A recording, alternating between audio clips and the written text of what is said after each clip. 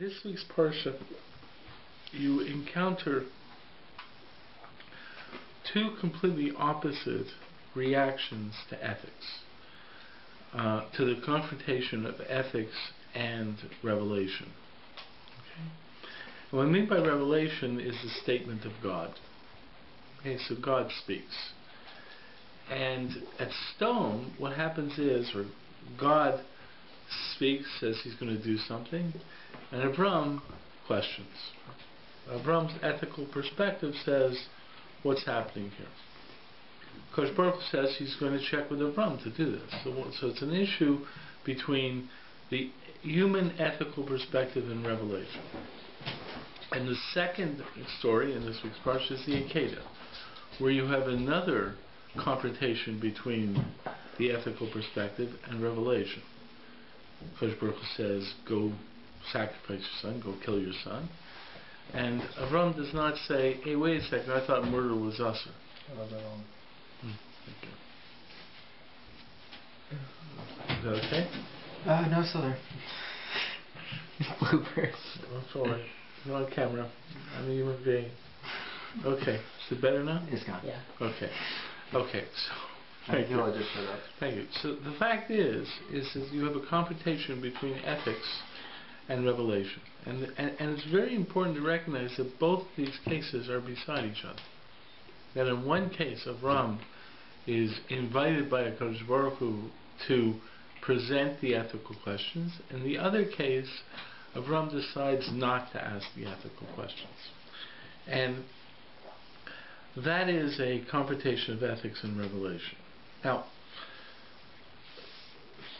what are the two things you say? The question ethics or not to a question? Well, no. What is the role of ethics in your relationship with Torah, with Kodesh Baruch Hu, Tzibuis, and so forth and so forth? Can you ethically question or can you not ethically question? We have an internal system that says you can ethically question. The Kodesh Baruch Hu says A or B. In one case, Avram ethically questions. He says, "What do you mean you're going to destroy stone? Hashofei kol haaretz lo yaseh mishpat." That's a powerful statement. The judge of the earth won't do justice. I mean, you're basically saying, God, you're not just. So Avram is basically saying, hey, God, I don't think you're being just, so how can you do this? Now, the truth is that it's a powerful issue there. Because obviously, if HaKadosh Baruch Hu is going to do it, then it's going to be by definition just. So the point is, Avram is saying, listen, I have to understand the justice of it. And therefore, he basically questions HaKadosh Baruch Hu. In the Akedah, right, he doesn't question at all. Now, you think about it. He's being told to commit murder. I mean, the fact is, there's midrashim that state that Sarah Imenu, when she found out about this, was furious, that she was furious with Avram for not questioning. For those blankety blanks and stone, you question. For the tzaddik Yitzchak, you don't say. Oh, really? That was what she did. There's midrashim that say that she found out about what was happening in the Akedah while Avram was traveling. So Sodom had happened already? Yeah, Sodom happened already. Oh, wow. Sodom happened when the angels went and then told Sarah that she was going to have a kid. It was years before the Sodom. So the point is that Sarah. There's midrashim that say that Sarah found out about what was happening with Avram on the road to be Makar of Yitzchak, and Sarah was furious. Says, so for Stone, there's likely storms. You don't ask the Shredded Kol Haaretz lo yaseh mishpat. I mean, what kind of justice is this? That you're going to go kill your son, and then you're going to kill a tzaddik. Okay, well, I mean, how could you not ask that question? So this midrashim say, but by the way, that these midrashim say that that Sarah basically died when she found out that Avram wasn't Makruv, that Satan showed him this with the knife, and then she found out. So his argument is that when she heard everything was okay, it was too much for her. But the fact is, there's midrashim that point out that she was like, how could you not ask the question? How could you not say it? It doesn't make any sense. Okay, I mean that's part of the issue in it in the story, but the fact is that I mean there's different people. My personal approach is by Stom. Avram wasn't called upon to do anything. He wasn't in a situation of Ebed. He wasn't in a situation of facing a tzibur. Therefore, he asked a question. It wasn't a tzibur.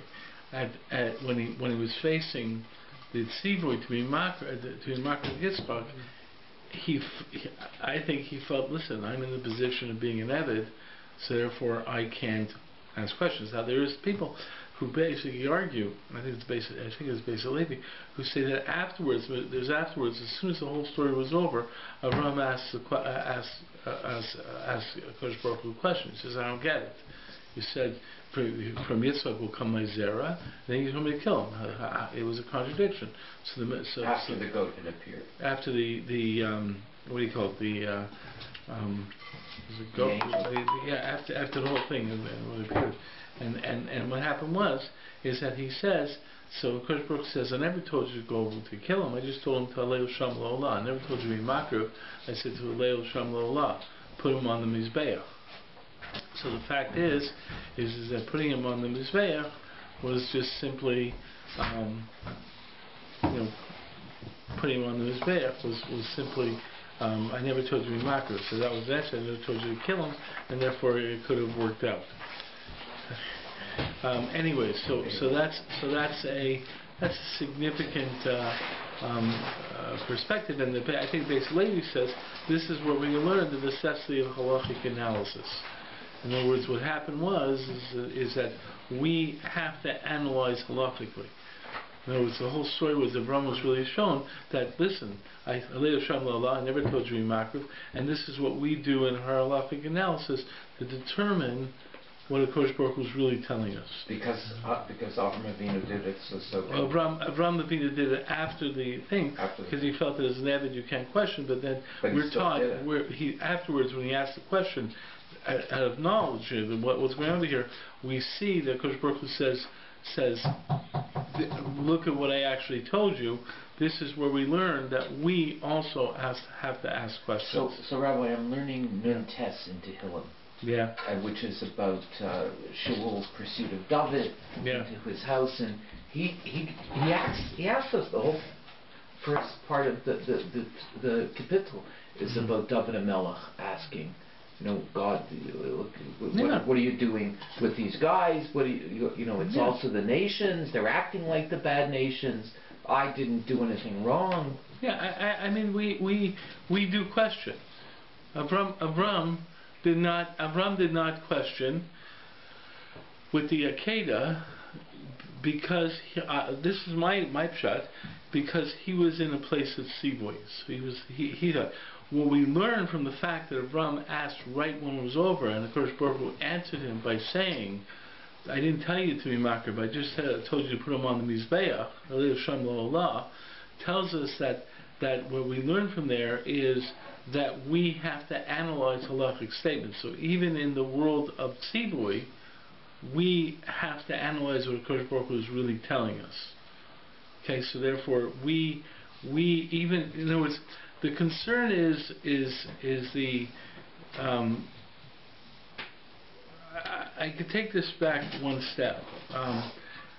I believe there's an inherent dynamic tension in the human being between the Tzelem Elokim and the Eved Hashem. Okay, there are two aspects of what human beings are in the relationship to Kodesh Baruch Hu. One is that we have to emulate him, which means we have to be we are born with Tzelem Elokim, and our objective is to emulate him. Okay. When you really think of a Kodesh Baruch Hu, and you think what is the essence of godliness, okay, it's basically that he is one, and that he acts on his own independence. Okay, the idea of a Kodesh Baruch Hu is that he I'm trying to find the right words for this. He basically is, it's more than he's his own decision maker. The way it's expressed in terms of Achdus is he and his will is one. So that he is completely unified in terms of his being and reflects him as an autonomous entity. And he is Emet. Right. But he's also the entity of himself. Okay, Kodesh Baruch Hu, in terms of his name, is that it's a flow totally from his own being. That's the essence of a Kodesh Baruch Hu. The concept of an Eved is an Eved doesn't make his own decisions or her own decisions. The Eved's decisions are made by another. Okay? So the truth is when you say you're an Eved Hashem, basically you're saying Kodesh Baruch Hu makes the decisions for me. I follow God's decisions for me, which is a certain madrega in being an Eved Hashem. The concept of Selam Elokim also refers to judge, or aspect of Elokim is that statement of autonomy, their own decision maker. So in a certain way, the creation of the human being is an autonomous being. It's Selam Elokim is that you wish to make your own decisions. Now, how the inherent contradiction between Eved Hashem and Selam Elokim is inherent. Okay, because Eved Hashem means God makes your decisions. Selam Elokim means you make the decisions. Okay, so the point is how can you coexist in that being? That perhaps, I mean, as Mefarshim would say, that really was Chava's question. When that was really Chava's dilemma. With the there's Mefarshim point out that this is really what the Nachash was discussing with Chava, and the inherent contradiction that we were faced here, in the sense that if you look in terms of the Yetzer Das Tov Ra, he says you'll be able to know Tov Ra, and therefore you hate to Elokim. You'll become like an Elokim. The fact is some people say the Nachash wasn't lying. He says if you want to be like God, and your goal is to emulate a Kodesh Baruch Hu, to emulate Kodesh Baruch Hu, you have to be a decision maker. The only problem is if you're a decision maker, the point is that challenges your being as an Eved Hashem in terms of following the decisions of a Kodesh Baruch Hu. That is an inherent challenge throughout. I think that's a fundamental issue in all Jewish thought. What you see in the Stom and the Akedah thing is the aspect where HaKadosh Baruch Hu says, how can I hold this back from Avram? I have to go by Avram. What really is happening over here is HaKadosh Baruch Hu saying, as I know it's right, but it's important that Avram knows it's right. So Avram is basically acting as an autonomous being. And this is in the realm of knowledge. He's basically saying... Rav Nachman says that you should listen to the Rebbe and not veer left and right at all. Like, if the Rebbe gives you an Eitzah, then somewhere else it says that the job of the Rebbe is not to definitively say, sell this, buy that, but give you sort of general things, and you're supposed to take it the rest of the way. That concept with the Rebbe, okay, that's an aspect in terms of understanding the relationship with the Rebbe. I mean, the truth is that I think it's a fundamental concept in our relationship to a Kodesh Baruch Hu. In the sense that HaKadosh Baruch Hu's idea of Selam Elokim basically means that there's an aspect of him passing on some autonomy. Right. And the truth of the matter is, it's a famous story of Tanur Shafnai, in the sense that the whole story of Tanur Shafnai in the Gemara, where is this oven tameh or not tameh, and there's Machlokes Rabbi Eliezer and the Rabbanan and the majority is I think with who's Rabbi Yeshua. The majority is that it's connected Rabbi Eliezer, and Rabbi Eliezer's argument says if I'm right, but this happens when the Baskel will come out and say if I'm right. The Baskel comes out. The Baskel will come out. The Baskel comes out and says Rabbi Eliezer is right. So who's it? Rishu says Lo b'shamayim. So the Gemara then goes on and says the Eliyahu was walking around. So they asked Eliyahu, what happened when Hakadosh Baruch Hu saw had this happen? So he said Hakadosh Baruch Hu laughed and said my children have defeated me. My children have defeated me, which in certain ways is a sense of the idea of parenting. Parents wants children to be able to make their own decisions, have their own beingness. So the fact is that there's that aspect in the idea of Tselem Elokim, in the sense that we, in emulating God, there has to be an essence of autonomy. But the point is, autonomy challenges the concept of Avodah Hashem. So that's a tension. So the truth is, in stone, where Avram had no command, he had no tzivui.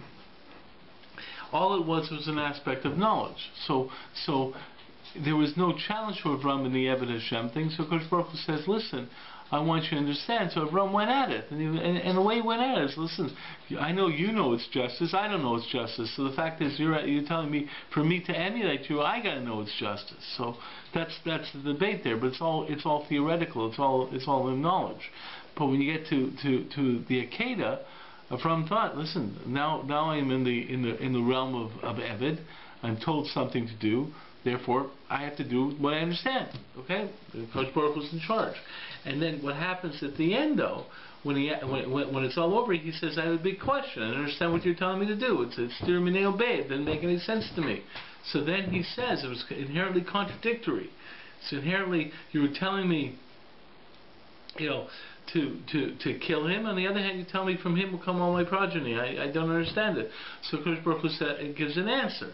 I never said for you to kill him. I just said to put him on the Mizbeach. So from there, okay, I think it's basically, he says, we learn the necessity of halachic analysis.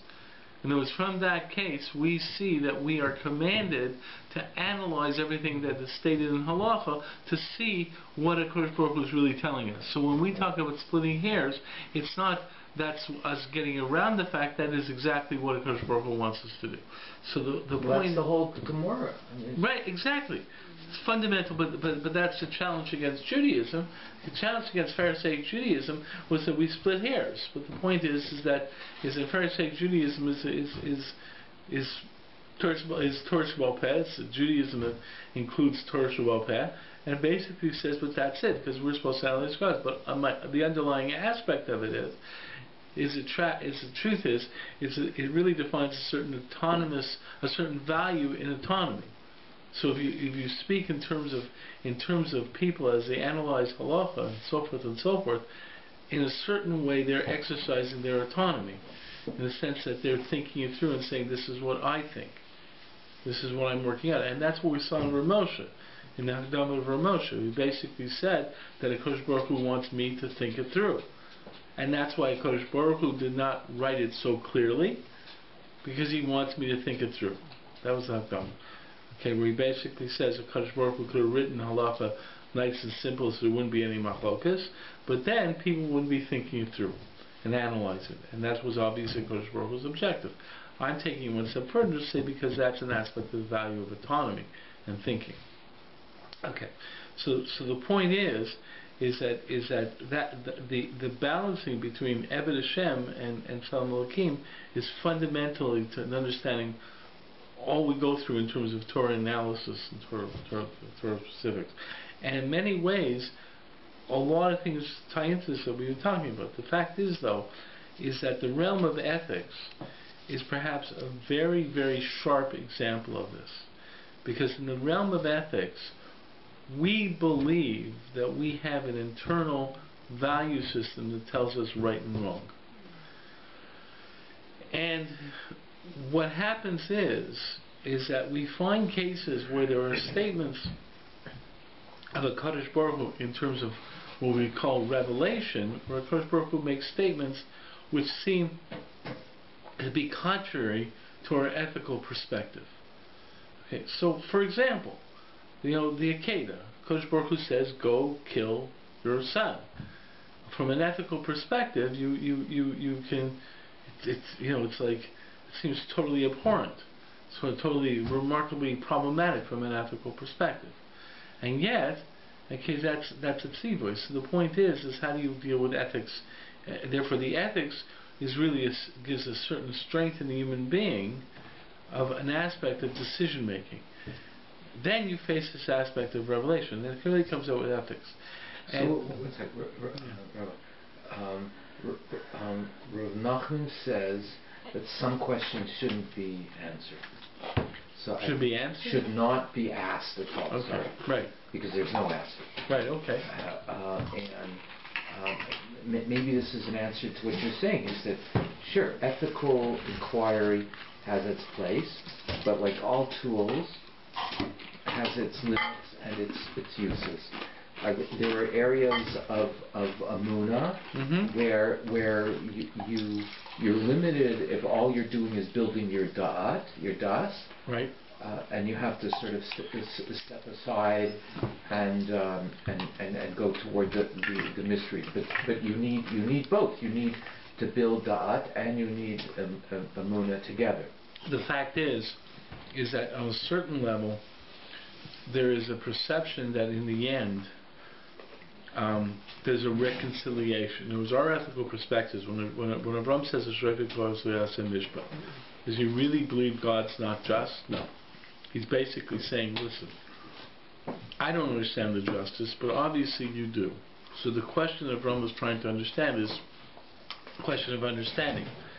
My objective is to know why it's just. It's not challenging God as unjust. It's basically saying that it's necessary for me to know justice. In certain ways, that is a constant objective in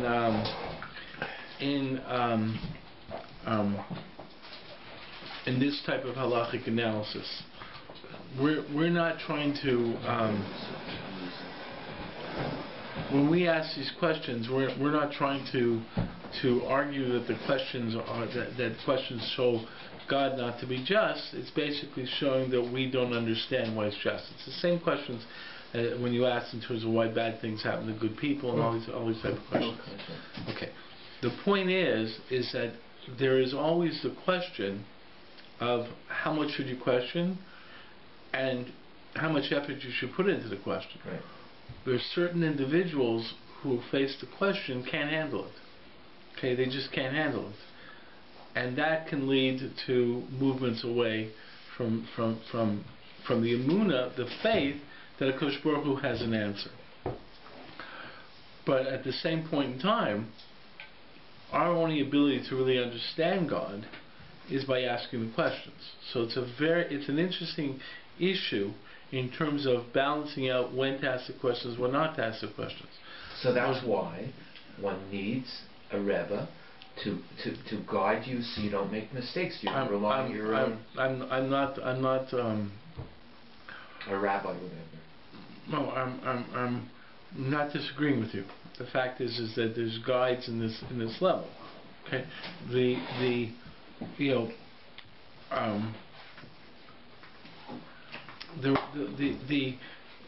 I remember one time, and it's sort of humorous.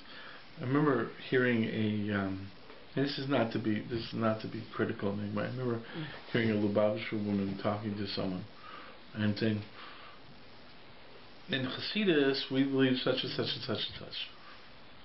Okay. Then she said, in Hasidus we believe this and this and this and this. And she kept on giving examples of Hasidus this, Hasidus this, and so on and so forth. And the thing that hit me is that everything she said that was in Hasidus, to me, it was straightforward Torah. Yeah, of course. It's like you learned in the Hasidus. Guess what? I might have learned in the Mesilas Yesharim. I mean, the point is that so it's like in so many ways, people make statements that seem to apply only within a specific. I'm not saying this is critical, but the truth of the matter is the statements really come out of general understanding of Torah. Now, there are distinctions. The distinction between a Rebbe Chassid relationship and a Rebbe Talmud relationship, there are some distinctions. The Rebbe Talmud relationship is much more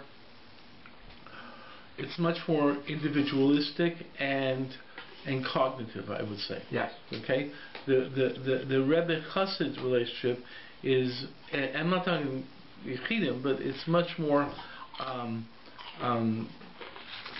general and is built upon a certain aspect of some aspect of Ruach HaKodesh or some special connection. So there are differences between the Hasidic model and the let's say the Misnagid model, right?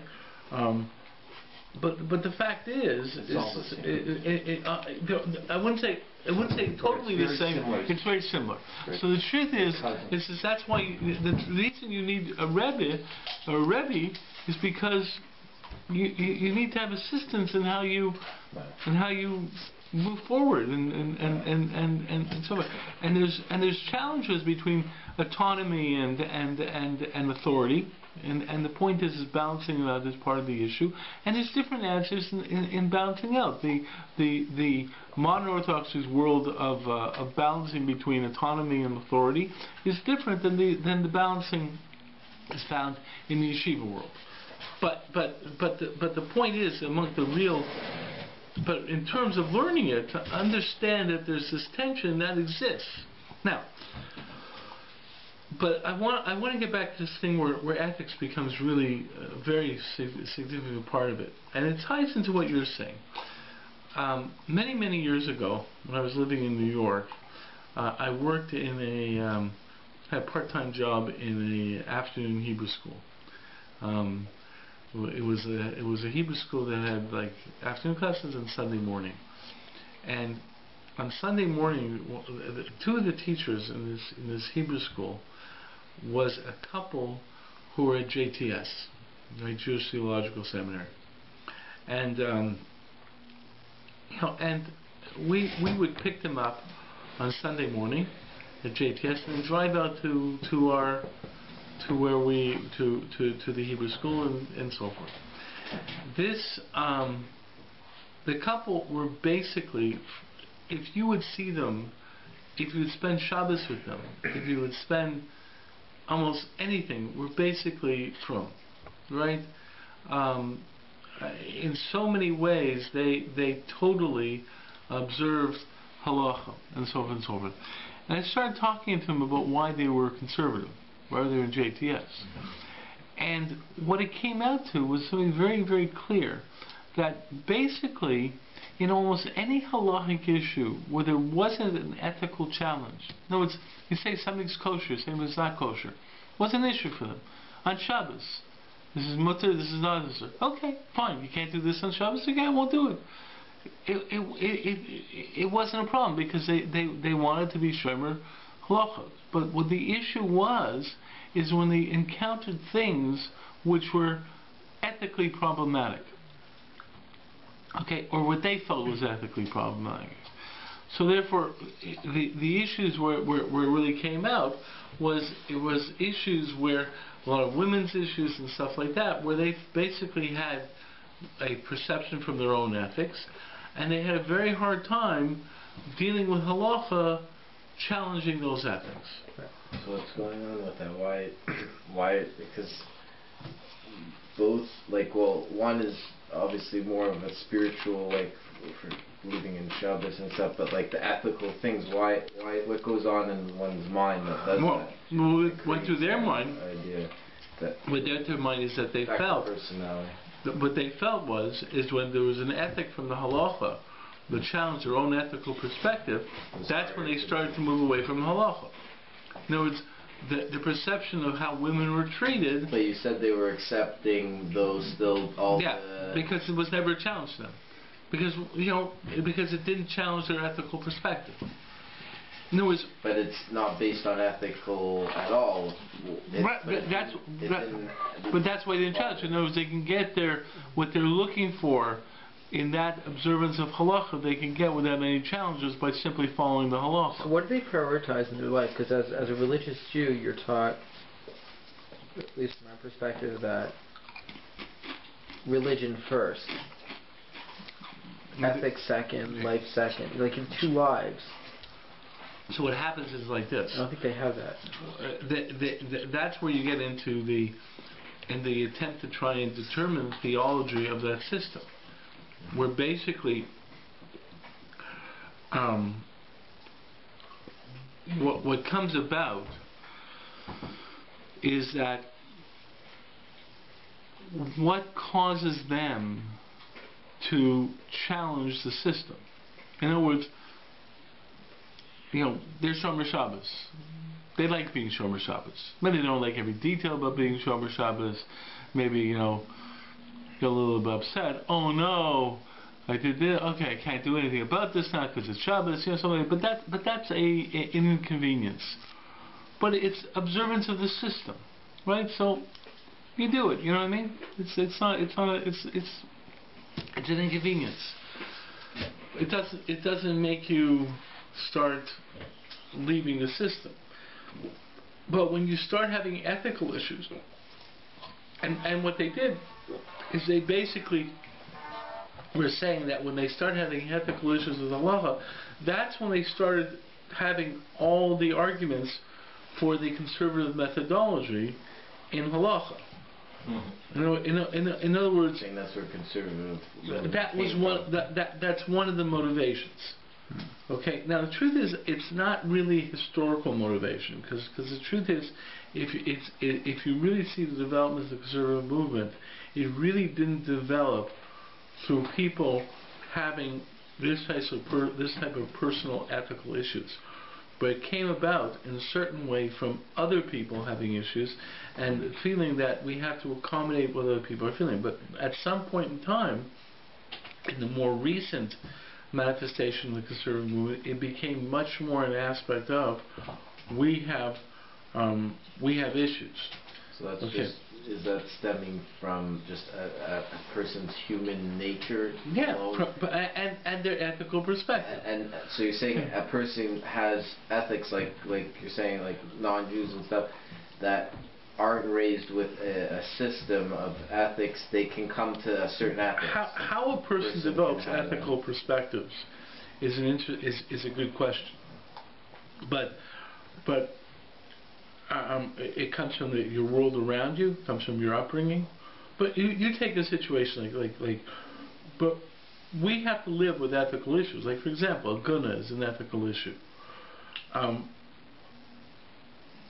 The conservative movements, let's say, allowance for Kohanim to marry a grusha.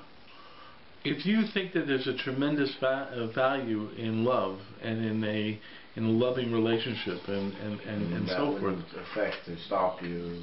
But no, you're right. The point is that, and you then say to the person, no, you can't marry the woman you love, right? Then you start getting into an issue where, what do you mean can't marry the woman I love? Well, this is so significant, and you quote all the sources, all the sources about the importance of a couple and of love, even from Torah sources. So that can't be the law. That can't be the law. Now, the truth is, from a halakhic perspective, you might find people trying to work out true halakhic keterim. That's true, but the point is that kind of issue does exist in halakhic analysis, okay, and that's something we do in halakhic analysis, okay. I mean, many times, a person comes and says, "This situation," you sit and say, "We want it's ethically correct to try and find the right answer." But the point, or an answer that will allow, a conclusion that we're ethically comfortable with. Like, for example, the guna. How many people work very hard to be matir gunas, right? To allow a woman to remarry because we didn't want to. We were ethically challenged by the fact that a woman would have to be alone of that nature. But at the same point in time, we also recognize that if we didn't, we're stuck, and we have to accept what we would call as Gzeras HaMelech, the edict of God. Now, what happens is, and you find this in terms of even within acceptable halachic movements, that there's certain people who think this one was too matir, It's not too much. I mean, you find halachic arguments in the realm between poskim, where some poskim says, I had a situation once. It was a situation like this. There was a woman who her period nida was very, very short, and she basically, what it turned out is that when she would ovulate and be susceptible to having a kid, it was 2 days before she would be able to go to mikveh. Okay, basically because a woman after in nida has to wait something like 12 days before, I think, from the onset of nida, she minimally has to wait 12 days. This woman had a very short menstrual cycle, a very short menstrual period, and therefore it cut down when she actually ovulated. So she basically ovulated on the 10th day, and by the time she was able to go to mikveh, it was too late. Couldn't have a kid. Okay, and she asked someone, and she actually asked my father-in-law what to do. It just so happened that I saw my father-in-law, and I said, I just heard Rav Moshe that specific shiloh. And Rav Moshe came up with an answer that he basically said that, and I don't want to get into the technical reasons of this and so forth, but basically said, as long as that woman did not have relations 2 days before the onset of her period, if she was careful not to have relations 3 days before the onset of her period, it can work out that she'll be able to go to mikveh on the 10th day. Okay, through some technical aspects of what was happening here. It's not so simple. Okay, what happened is I showed this to Rav Moshe, and Rav Moshe says this. So Rav Moshe said this is it, and therefore have her basically in his tshuva. He says do this, and she'll be able to go to mikveh on the 10th night.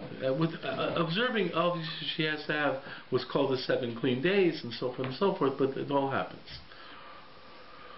I showed this to my father-in-law. I said, this was Rav Moshe's tshuva. He was ecstatic. He went back. My father-in-law was very close to Rav Gedalia Felder, right? He was already talking about the Shiloh Rav Gedalia Felder, right? And he went back to Rav Gedalia Felder. Felder was like shocked. He says, "Where does Rav Moshe get this from?" I don't know Rav Gedalia Felder's exact language, but it was almost like, like, where does he get this from? How can he say something like that? Like he's got shoulders that I don't have. You know what I mean? Like boy, he was going to do, okay. So Rav Gedalia Felder didn't like that answer. Now, everyone who heard the Shiloh felt for the woman. That was an ethical idea. She was a woman who wanted a child. Ethically, you'd want to support a woman who child. Right. Does that override? No, it does not override. Does not override neither. No, it doesn't override either. But the fact is that the ethical perception, okay, you want to help this woman out, but there's a halacha. So the fact is even within halachic analysis, you have disagreements. Rav Gedalia Felder felt for that woman just as much as Rav Moshe did, I'm sure. The point is what they felt they could actually do within the halacha. Right. What you find in the conservative movement is a certain that ethical perspective, and then a certain playing with the halacha in a method that's not acceptable from the standards of halacha, from the orthodox standards of halacha. But in many ways it comes about from the ethical perspective.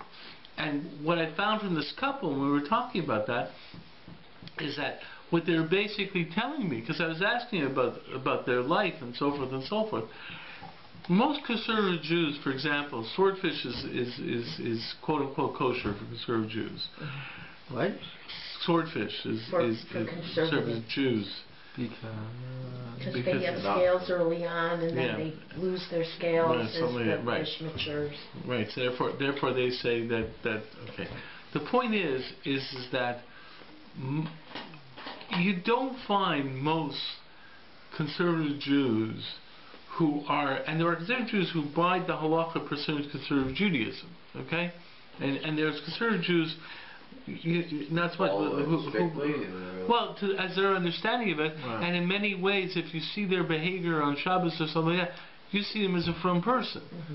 These are not people who are going to drive their cars. These are not people. These are people who are going to do it. But they're not into this big thing. Oh wow, because I'm a conservative Jew, I'm going to have swordfish. Make my point because it's important. It's fine. So.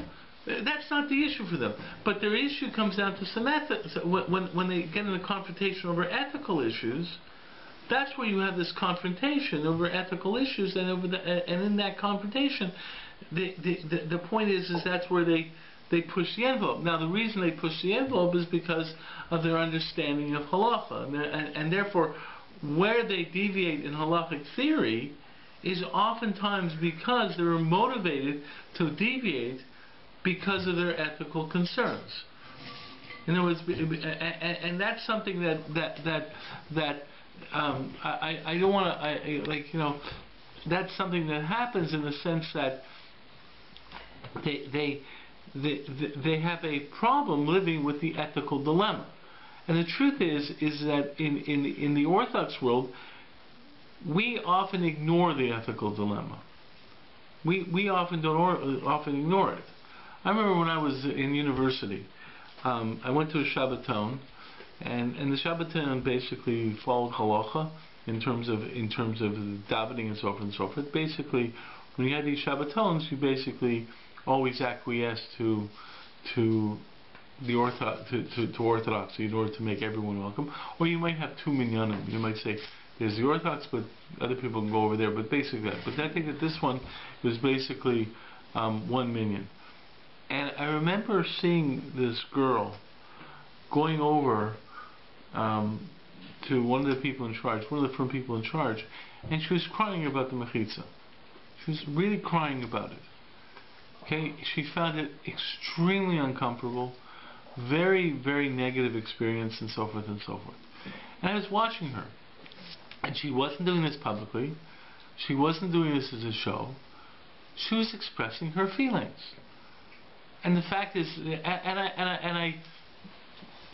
didn't stand right up over there, but where I was, not. They didn't know that I was watching, but I was watching. The fact of the matter is that a lot of times you'll hear from people say, "Oh, those women are angry about the mechitza. They're not really angry about the mechitza. They just want to, do public things and so forth and so forth." Listen, there are people who have their own mishagas, but the point is that there are women there who find it very difficult to they feel very segregated from being behind a mechitza. And the fact is that it's an issue. I find that it's an issue. It's an issue I deal with and so on and so forth. But the fact is I find that in the frum world we sometimes downplay these issues. We get away from the ethical challenge by basically saying it's not true. It's not true. You know what I mean? So what ended up happening with that girl? What? I don't know. I don't know. It was just an event that I saw. But the fact is that in many ways there are real ethical issues. When Moshe Rabbeinu said it's questioned God, show me your ways. I want to understand why bad people have good people. It was bothering him. It bothered him. The fact of the matter is that it is a concern. And the truth is great poskim who can't find a heter sometimes say lo zachiti. I'm not zocheh to work this out. What they have to understand is the same way. They have to understand that there's got to be some justice. There has to be an answer to Kodesh Baruch Hu. Has to be some faith. Certain emunah, right? And the fact is we don't understand everything. But on the other hand, right, we will live with this type of personal questioning, personal dilemma. But that type of questioning has also been a major motivation for movements away from the halacha. Okay, and a lot of that has to do with the fact that the halacha doesn't give ethical answers; it gives answers in terms of its halachic process. So the point is that when you answer a halachic question, you don't answer it ethically; you answer it pursuant to the analysis of halacha. Like, for instance, you could have someone who follows halacha perfectly, but is not a nice person, like not a really actually a good person. You also have that phenomenon coming out where a person follows, the letter of the law, but what happens is the halachic analysis is not an ethical analysis. It's actually They don't take it into their lives per se. They kind of make it like, I have all this wisdom and this is how. It's also the way that we deal with the shala is through analysis of the sources, which is not an ethical discussion. For example, here's an example. I brought this and I want to show this as an example of Ramos's dilemma, but this is a good example of how we deal with issues, or how we deal with an issue. Okay, but the truth is Ramos's conclusion. The reason I want to show Ramos's conclusion is because Ramos's conclusion, on a certain level, can't be explained ethically, but his argument is pursuant to the sources. Okay, so just if you look at the paragraph aval, okay, he's basically going to try and deal with Hanani ben Trajan. Okay, so this is from the Igros Moshe. It's in Chelik Beis. Badai? Pardon? Badai? No, where? About Badai? Paragraph. About Matzino. In the first. Okay, I see it. Right at the bottom of the. Yeah, about Matzino. Right. Okay, this is from Igros Moshe Choshen Mishpat Chelik Beis. I think it's number 74. Okay, he's dealing with a question of euthanasia. Okay, so he says like this: About Matzino b'uvda the Rabbi Hanani ben Trajan, b'avodah zarah daf yud ches amar aleph. Rabbi Hanani ben Trajan amar she'asur lo liftoch piv kedei sheyisraf mehera. Okay, in other words, he was being burned alive. Okay, so his talmidim were saying to him, open your mouth and let the flame go inside you, and you'll die faster. So he says he can't do it. And he said it's a ritzichas asma. Okay. Because it's forbidden for him to kill himself. And for another Jew, he wouldn't be matur either, because it's a ritzicha, even for euthanasia.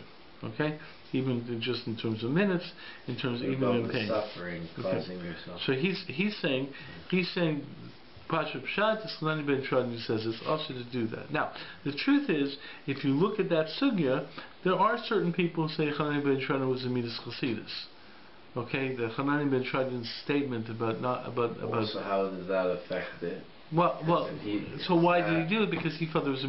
I mean, why did he do it for himself? But he would say someone else could do it. I mean, that gets into the sugya. The Hanani ben Trajan do the halach because if you go into the whole issue of why would you do something one way and someone else can not have to because they're not at a level to need to? Okay, so that gets into an issue.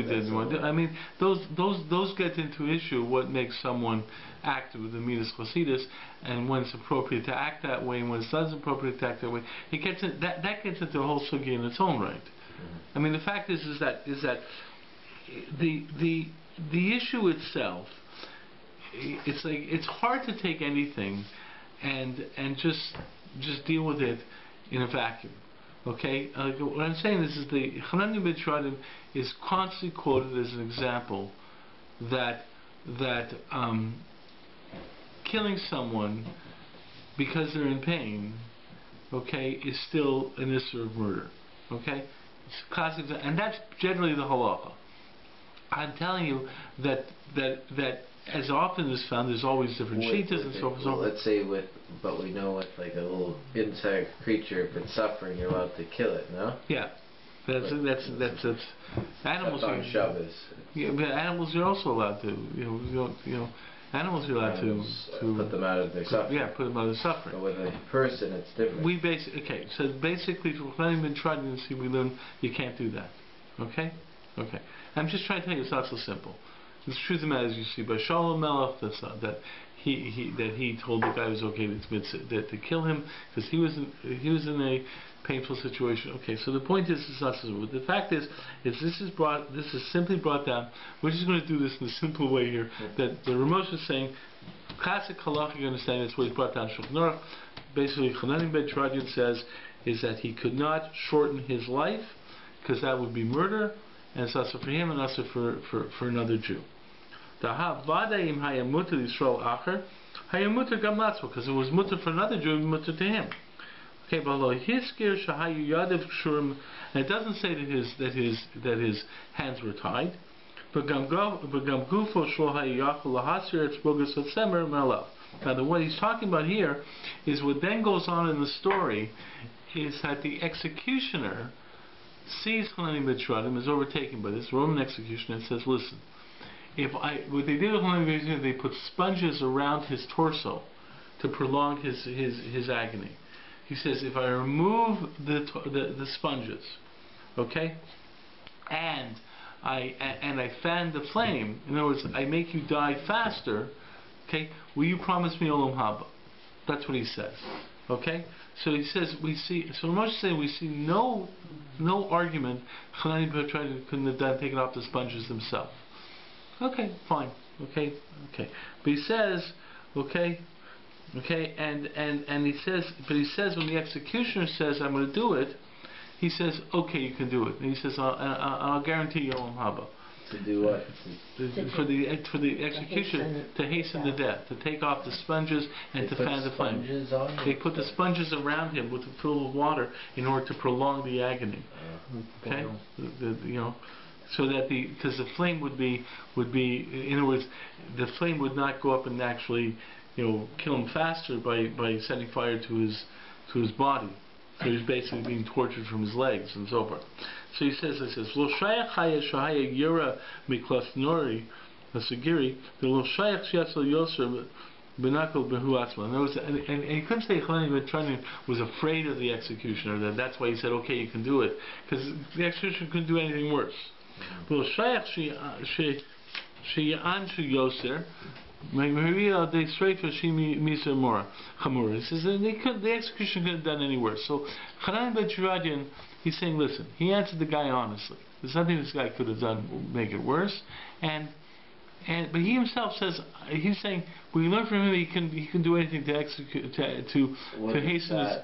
Why is it any more than if you were afraid than not being? That maybe he answered a certain way because the guy could do worse to him. So you can't take his statement as being totally honest. And that's an argument that Hanani ben Teradyon could have. In the case of someone doing something worse, that becomes more. In other words, there are cases that if you think this person is going to do something worse, then the guy's statement may not be honest. I'll give you an example. It's not exactly the same type of example. The Ramban in the Vikuach, in his famous disputation with Pablo Cristiani, Ramban makes a powerful statement. Pablo Cristiani, who was a Jewish right. Well, he was a Jewish. He became a Catholic priest, and Pablo Cristiani is the source of so much. Pain to the Jewish people. I mean, is that where the name Christianity comes from? No. Pablo Cristiani was a Yid who became a Catholic priest, and he took it upon himself to save his brothers from hell. And basically, he was the guy who came up with the yellow star. He was the guy who What did they use in the Holocaust? The yellow star began in the time in. This is like 13th century. 13th century, right? In the time of the Ramban. He was the guy who came up with the idea of identifying Jews. Well, he actually was in France also. He was in Spain and France. He caused a tremendous problem. One of the things he did was he created a disputation with the Ramban. He did King Aragorn's court. so he called the Ramban into the Ramban, Nachmanides. He Okay, the Ramban, and he called him into a debate. So he was going to argue with this. So public Christianity quoted the Gemara. He quotes the Gemara that the Mashiach was born on Tisha B'av. Okay, and something of that nature, he was quoting this Gemara to try and build up some argument for Christianity. So Ramban sort of cut out his legs from under him right away. Ramban says, first of all, what Chazal says outside of halacha, I'm not bound to. Okay? And then he said, but by the way, this statement made sense. But the first thing he says is, I'm not bound to Chazal unless it's in halacha, so you can't prove me anything from that. Now that's a famous statement of the Ramban. What does that mean? It means that Chazal's statement that aren't halacha are not binding. You can disagree. Stuff you don't do. So You can disagree with Chazal in the Yonei Haggadita. So then the 3 oaths regarding Right. Okay, that's a classic statement. that's the Samar. all the things. But the Ramban said it. Okay? So the big issue, did the Ramban mean it? So some people say the Ramban said it, he must have meant it. Other people say no. Ramban never meant it. Chas v'shalom that he believed that you can disagree with Chazal and Yonei Haggadita. Telling him In this argument, in disputation, he lied because he wanted to get around this Pablo Christianity guy. Okay, now so the truth is what Moshe is just trying to deal with here is that the statements that Hananiah ben Tradyon is doing, his actions, his statements, where you take them at face value as true, or basically. Is he playing with? He says, "Listen." And why is it written there for what's? So the point is what you have here is a case like this. I explain the case a little better. Hananiah ben Tradyon is being killed at the stake, being burnt alive at the stake. The Romans, in order to prolong the agony, tied sponges filled with water around his torso to make his death last longer. Okay, and also it seems the flame was in such a way that it was prolonged. It was slow cook rather than excuse my language, but you know, okay. His talmidim were yelling to Hananiah ben Tradyon, "Open your mouth, because that will make it go faster." Hananiah ben Tradyon says, "I can't do anything to hasten my death." Okay, that's ritzicha. That's an issue of murder. What happens is the executioner is so overtaken by Hananiah ben Tradyon. He says, "Listen, Rabbi, you know, I want to, you know, I can't stop this because, you know, if I don't do it, someone else is going to do it anyways, right? So I'll tell you what. If I hasten your death, if I take away the sponges and I fan the flame, right?" Okay, knowing full well that he's then going to get into trouble with his Roman authorities, he says, "Will you promise me that you'll take me into Olam Haba?" Okay? Okay? Hananiah ben Tradyon says, "Yes, I promise you." So the point is, and then the executioner does that, and then the executioner jumps in himself.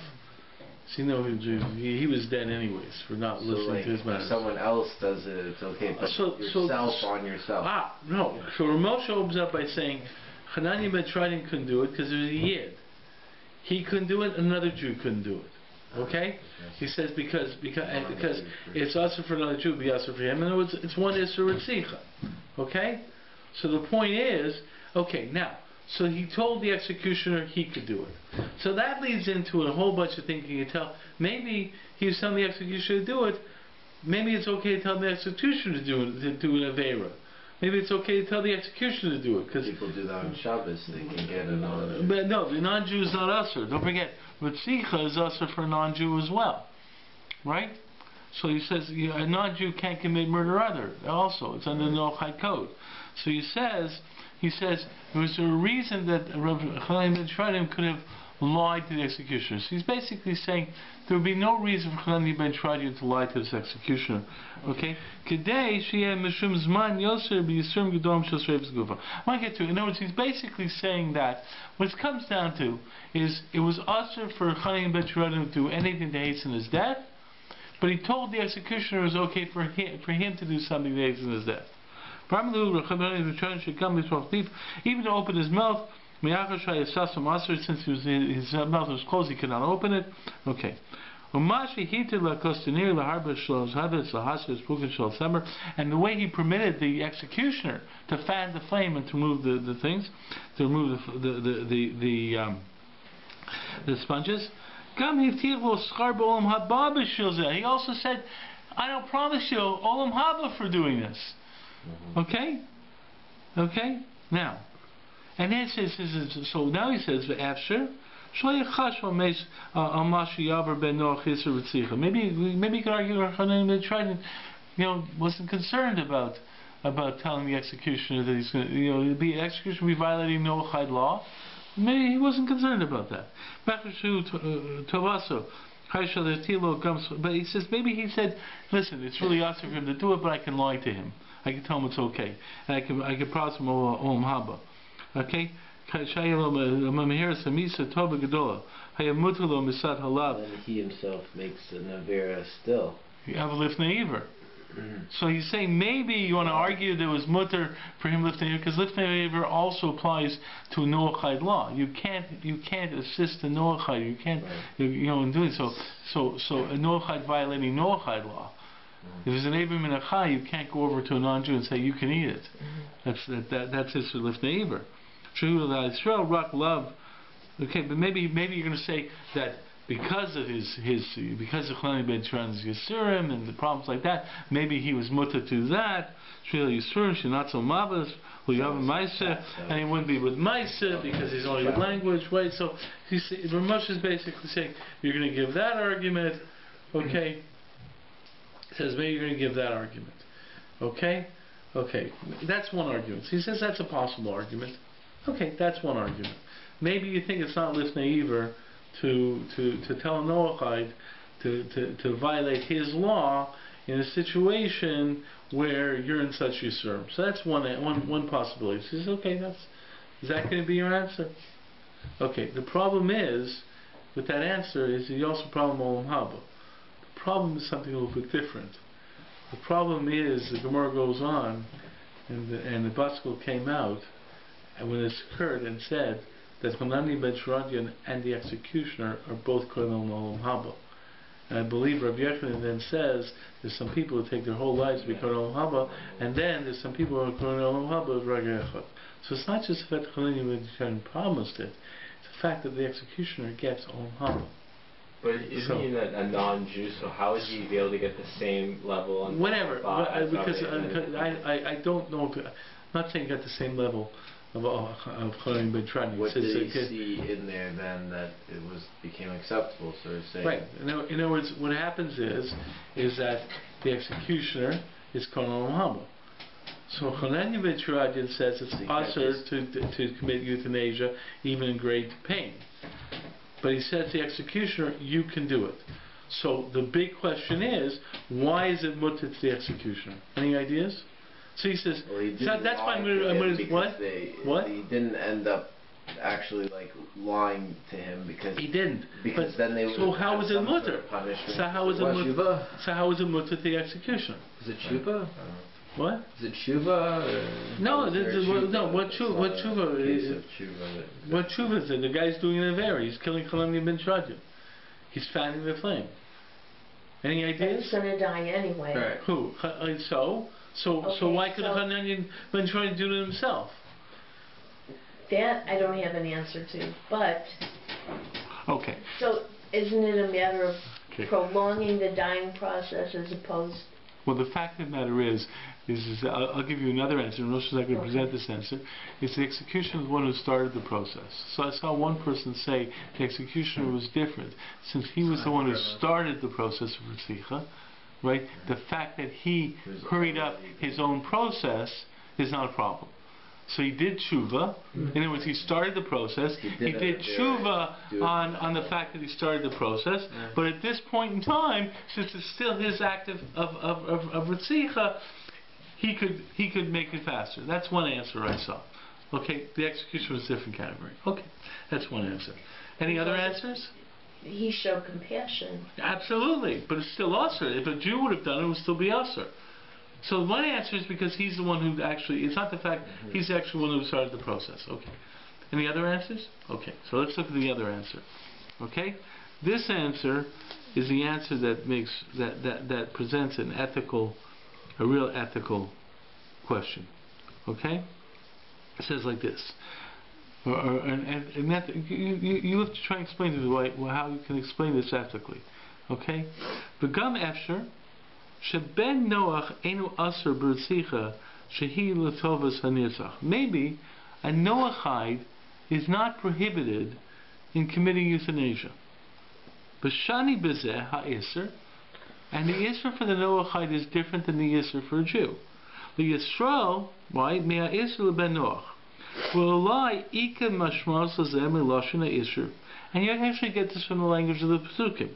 She Yisrael ne'amar b'loshen lo tirsach. For a Jew, the prohibition is lo tirsach, don't commit murder. Shemitzoaso kol ofen ve'inyin retzicha af shu l'tova. You can't kill someone even if it's for the person's benefit. Okay? What? Right? You can't kill someone. What? That's the Noach. No, that's for us, for Jews. Retzicha. We learn murder from lo tirsach. Lo tirsach means you can't murder. But we can. No, you can't. Self-defense? That's something not different. murder. That's not murder. That's if your life is in Yeah, danger. that's injured. But you can't kill someone like that woman who just died in the States or whatever. You can't kill someone even if they're asking for it. Even if they say, I want to get out of this pain. Well, be Itzer Ritzicha l'ben Noach, but for the Itzer Ritzicha l'ben Noach, where do we learn out that pasuk from? Nemer b'lashon shofet dam ha'adam. There, the language is one who spills the blood of a person. Shemitzos shakavanahu l'shfichas dam. There it's talking about the spilling of blood. She'im hu tovasa lo shayach kol kat loshen shofet dam. And you could possibly argue that in that case, since it's talking about spilling blood, that's not part of the prohibition for a Noachide. Now, the truth is, if you think about this, let me tell you this case. Remember, we're talking about the Jewish person is the one who's dying. Two people, two doctors. There's Mrs. Goldstein. She's suffering in tremendous pain. She's going to die within a few hours. Okay, Dr.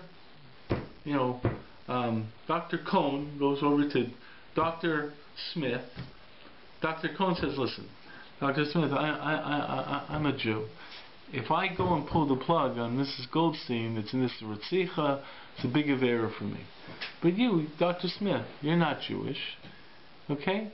And the issur for murder for a non-Jew doesn't apply if it's for the benefit of the patient. And so why don't you pull the plug on Mrs. Goldstein, on the Jewish patients, right? And not only that, it might even get some schar for it, because the executioner got olam haba for it.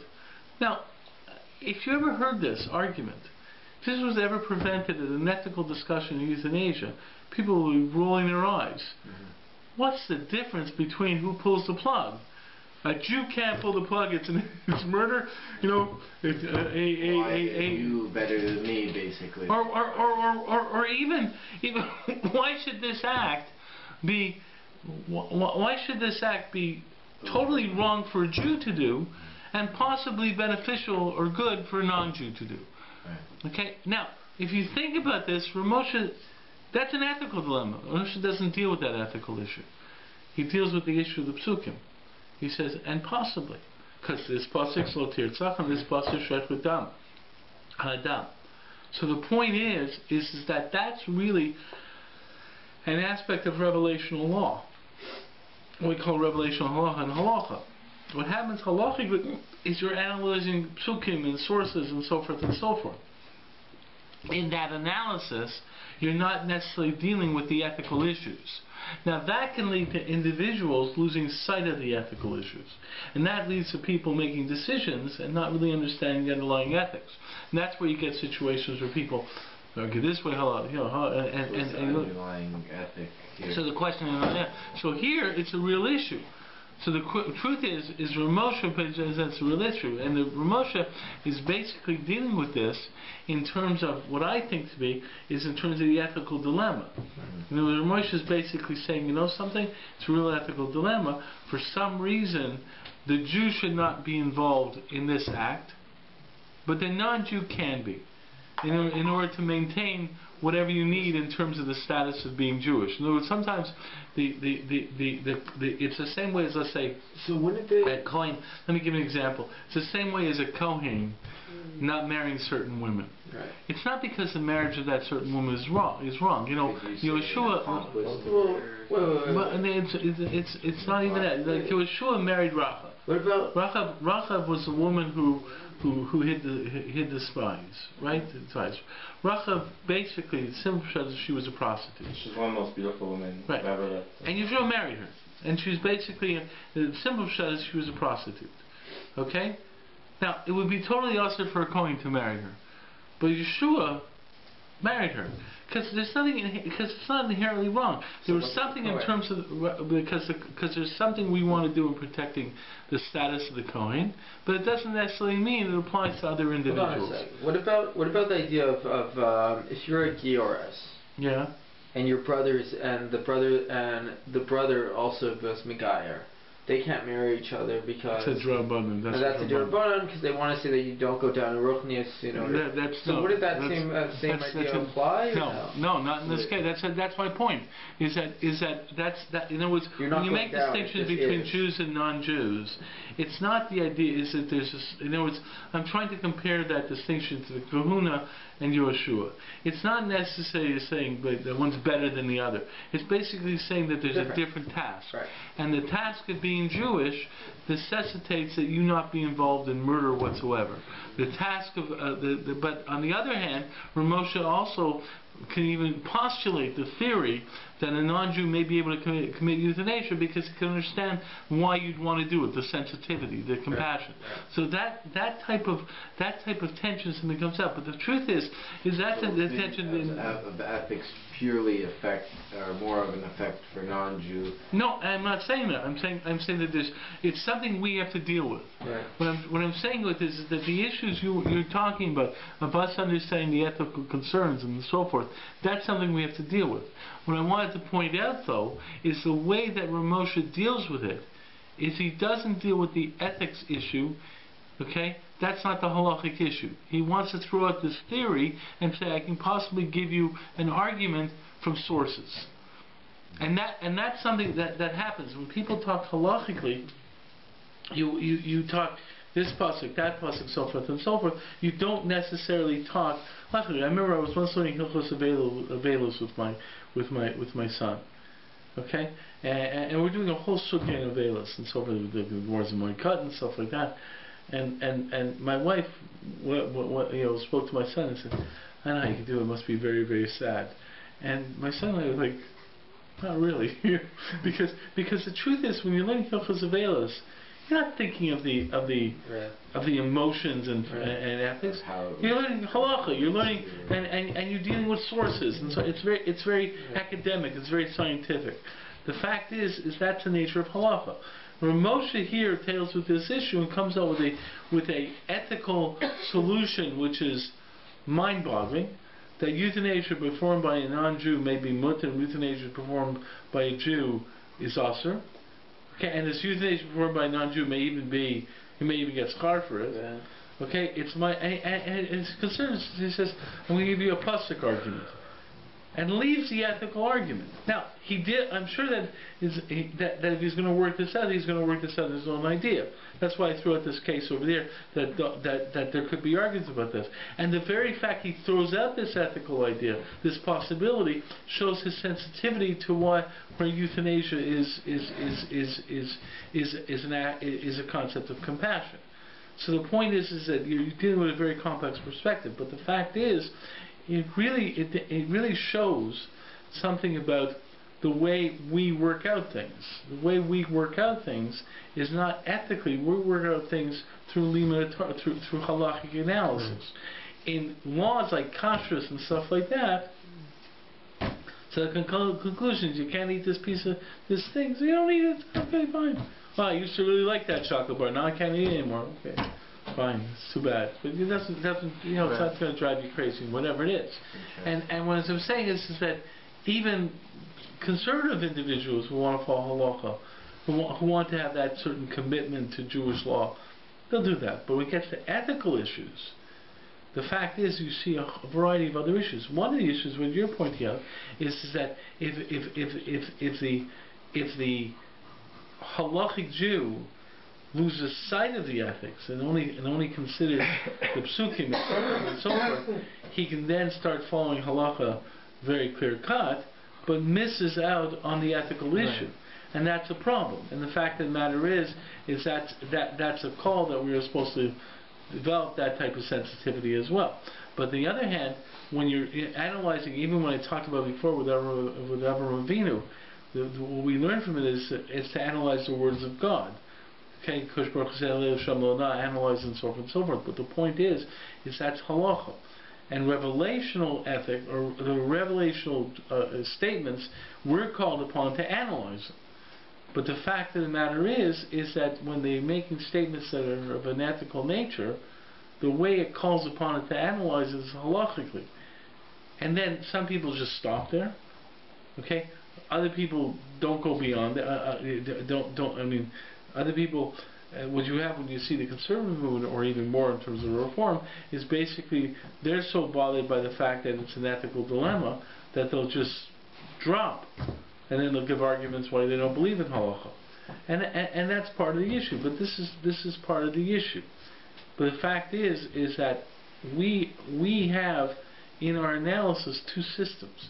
We have an ethical sensitivity from ourselves. We are called upon to develop ethical ideas. And we see that throughout. Everyone talks about the idea of developing ethical ideas. But our methodology of making decisions is halachic. In certain areas like kashrus, we can do that. When it gets to ethics, we don't fully understand how much of an issue it is. Some people answer it by just not developing any ethical sensitivity whatsoever. And it's, you know, like this halacha and that's it. Other people don't know how to deal with it, so they ignore it. Other people let the ethical sensitivities have a certain voice beyond what it should. Not that it shouldn't. It has a voice, but they start giving ethical arguments in halacha, and that's not the way halacha works. And it becomes a really big issue. But you know, when we were talking about beforehand, you know, that's really what happened with the movement, the conservative movement, reform movement, is people like to look at it as it was they wanted to break into society, so they didn't want the restrictions of Judaism, right? So looking at society, what's wrong with that? People are getting along just fine, right? Being that way. I mean, a lot of times when we look at it, you know, we think anyone who's challenging, it's all about sex, drugs, and rock and roll. They wanted to eat trays. They wanted to sleep with everyone. They wanted to give themselves the hardest so therefore everyone simply wanted to integrate and assimilate and so forth and so forth. But what people don't recognize is that there was another issue also. The other issue was the issue of the ethical issues, like in terms of aspects of assimilation. I mean, the point is people talk in terms of assimilation. The fact is the comparison. I mean, one of the issues exists in terms of assimilation is the comparison of the argument that Jews should only marry Jews to the argument of the racists that say whites should only marry whites. And people don't pick up on this. People don't pick up on it. The fact of the matter is when you basically give arguments, and it's something that I've seen in terms of assimilation. When people give arguments against assimilation, these marriages never work out. It's always bad for the children. Okay, that was the kind of arguments that white supremacists were giving when that you can't have an interracial family because the children will be totally harassed because they won't look like anyone and so forth. The fact of the matter is that if you're not sensitive to the ethical issues, There's issues. Now, this is not to say that a lot of people drop halacha because of a desire to simply integrate, a desire to get a better job, a desire to have a life that doesn't have any spiritual or religious parameters on it. Yeah, there are people like that also. It's just more convenient. Right. But there are people. Affect them. Those things don't. Right. But there are people. They're not into, so they. Right. But there are people who did make movements in the conservative reform movement because of the ethical issues, and it's a matter where we have to understand that this is a real issue in Torah, and we deal with these issues. I mean, you have Stone and you have the Akeda. These are real issues, and the fact is that because there's aspects of the issues, and what it really comes down to is what I said to you beforehand. If everything was ethical, you really don't understand what it means to follow the Tzivui Hashem. Okay? Wow. Right? Because you really understand. If we had reasons for everything, you wouldn't be able to. Because we don't understand the ethical nature. No, that's one thing when you don't understand. So it's like a chok, you don't understand. Okay, so it's a Tzivui Hashem. But to truly understand, when Avram said, when a Kosh Baruch says, "I understand you're Yorei Hashem," it's really understand. What is he saying? I understand that you understand your subservience to Kosh Baruch says, your subservience to God. That you will do things which you don't even understand, which you even perceive as problematic, because you recognize that you are a servant of God and that God really knows the answer. What does that teach us? It teaches us the role. It teaches us God is beyond us. It's a certain humility, but it teaches us an idea that Kosh Baruch Hu knows things we don't know, and that puts us in our place in our relationship with God as beyond us. But at the same point in time, God wants us to develop wisdom. He wants to develop it. Therefore, he also had Stone, where Kosh Baruch Hu says, "I got to teach Avram this, so he can." Moshe Rabbeinu said that he knew all the answers. He eventually knew all the answers, but he also had challenges. He said, "Harini na drachecha." I still have questions, and as Kosh Baruch Hu says, I can't show it to you because a human being can't understand it. And there's issues, Kosh Baruch Hu said, when I wanted to show you, you didn't want to see it. So now, but the point of the matter is it's a dilemma for the human being in terms of understanding our relationship with the Kosh Baruch Hu. But it's not supposed to be like it's a relationship that is built upon that tension. On one hand, we want to emulate God, which involves autonomy and thinking through things, understanding, and having an ethical self, and understanding the full ethical perspective. On the other hand, there are times we have to sit there and say, this is Exeris HaMelech, and that we are subservient to God. And that's tense. It's a tension when that happens. But the fact is that try to show different aspects of this, and part of it is this analysis in terms of how halacha works. Halacha is not an ethical discussion, right? You never hear anyone discussing in a Guna situation. No one discuss. We're doing the ethics of.